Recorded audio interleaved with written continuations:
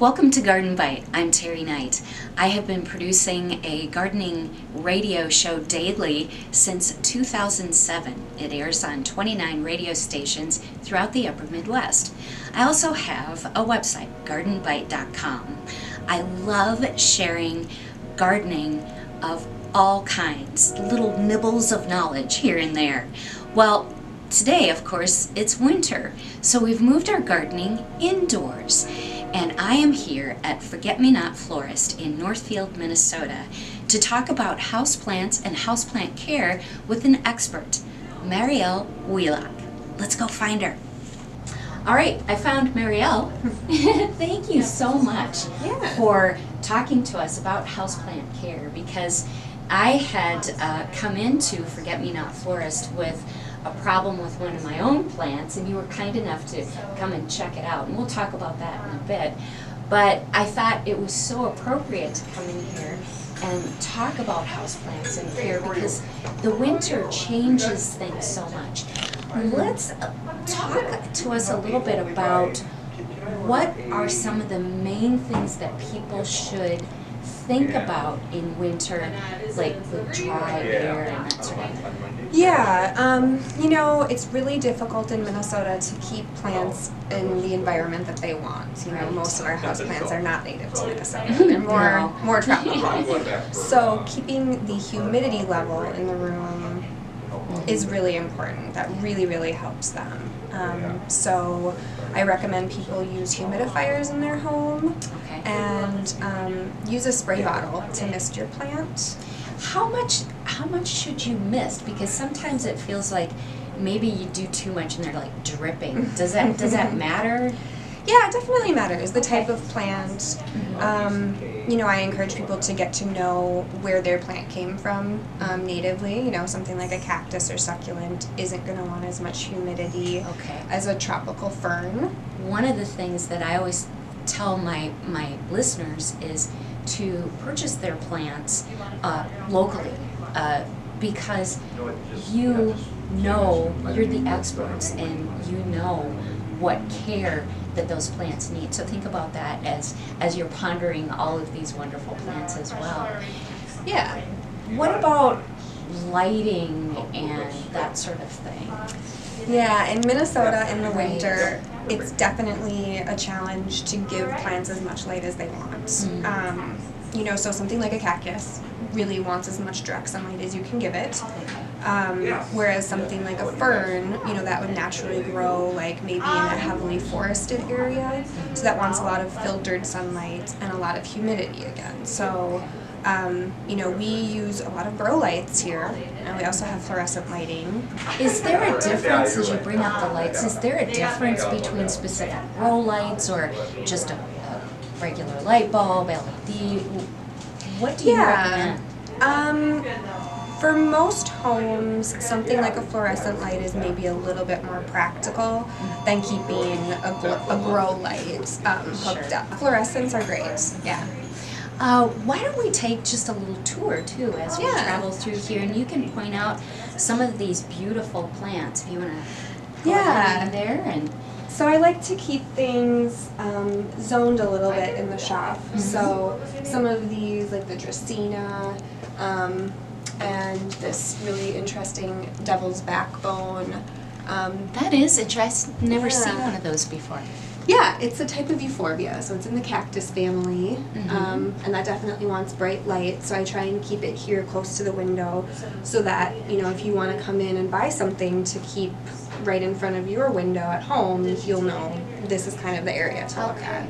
Now, one question I have too is, this is a Ficus elastica. Yeah. Am I right? Yep. Yay, Yeah. Terry. Yeah. And I had one years ago, but I also have talked about the air cleaning that happens with plants, and really how important that is, in particular in the winter. And this was one of those plants. One of the things that I talk about too is cleaning the leaves of those plants, the different plants. So what would you suggest in terms of cleaning your plants and how often you should do that? Yeah, I love making it kind of a weekly task. If you can mist your plants, you know, as frequently as possible, that's awesome. That helps keep their pores open and their leaves clean. Okay. But if you know, if you're more of a once a week or every other week kind of a plant care person, like most of us probably. yeah, maybe just dust it or give it a shake while you're watering.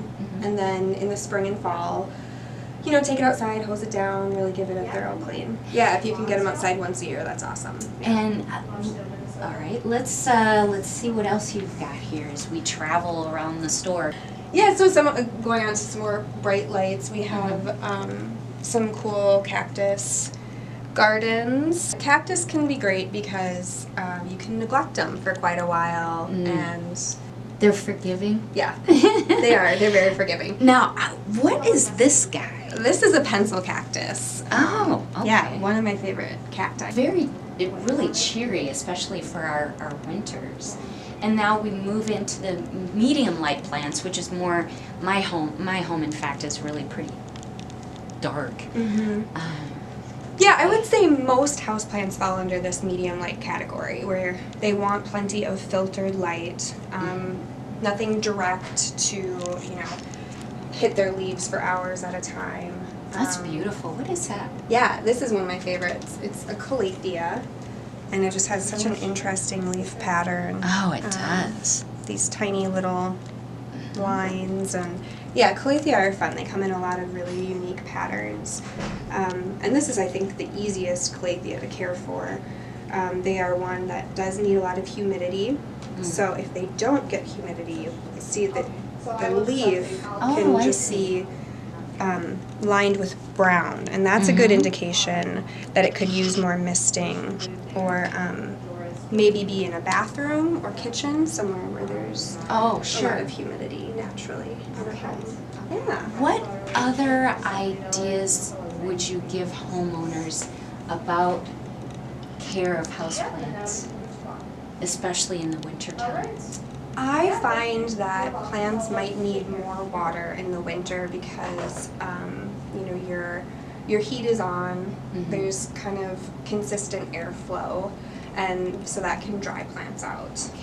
You know, typically maybe a plant that could be watered once a week might need a little bit more attention, especially if it's in a porous pot like terracotta. And when you say water, you know, you hear different things, but most of the time you water the plant until it starts running out the bottom, let that drain, and then that is ideal. Really what? Okay. Yeah, if you can keep your plant in a grower pot, put it in the sink, you know, on a watering day, or have a tray underneath it. Yeah, water until it runs through, and then empty out the excess so that it's not sitting in water. Yeah, the easiest way to kill a plant is to rot its roots. And leading to that is where we're going to talk about, just very briefly. I had come in here and bought this beautiful arboricola. Is that correct? Yeah. And it had these beautiful braided trunk, yeah. and lovely leaves. It was gorgeous. And anyway, I had bought it for our office, and it was not doing well. First off, it wasn't getting enough light. But then I wasn't the only one watering it. And I found out that somebody had watered it the day after I had thoroughly watered it, and it just went, I mean, so quickly. Almost immediately. I was shocked. That's when, well, I got Mariel. And now these are super easy. Pothos. Yes. One, definitely the best plant for a beginner. They can handle direct sunlight. They can handle very low light. One thing, when they get leggy, when there's a lot of distance between the leaves, once they start trailing, that's a good indication that it's not getting enough sunlight. And that you can see that issue in the winter again in Minnesota. Just not a lot of sunlight. So, yeah.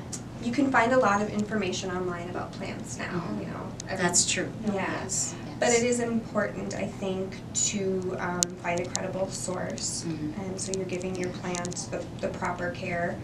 And I guess a helpful tip for especially winter care is look at the source of your water and the quality of your water for your plants. Okay. Because a lot of them are very sensitive to chemicals and minerals in tap water. So while in the summer and spring and fall you might be able to use rainwater to water your plants. Yeah, I do that. Yes. Yeah. I recommend distilled water. Okay, that's good to know. Very good to know. Well, Mariel, thank you so much. This has been a great trip around the store. I want to thank Mariel Wheelock and, of course, Therese Chapman, the owner of Forget Me Not Florist, for inviting us into this lovely shop and enlightening us on houseplant care, especially in the winter. I also want to remind you that I do have a website, gardenbite.com. We'll be posting, of course, the show on YouTube. I'm on Instagram and Facebook and all of that sort of thing. Garden Bite. I thank you for traveling along, and normally I would say, now go get dirty, but how about this? Now go nestle in with a couple of plant catalogs. Thanks.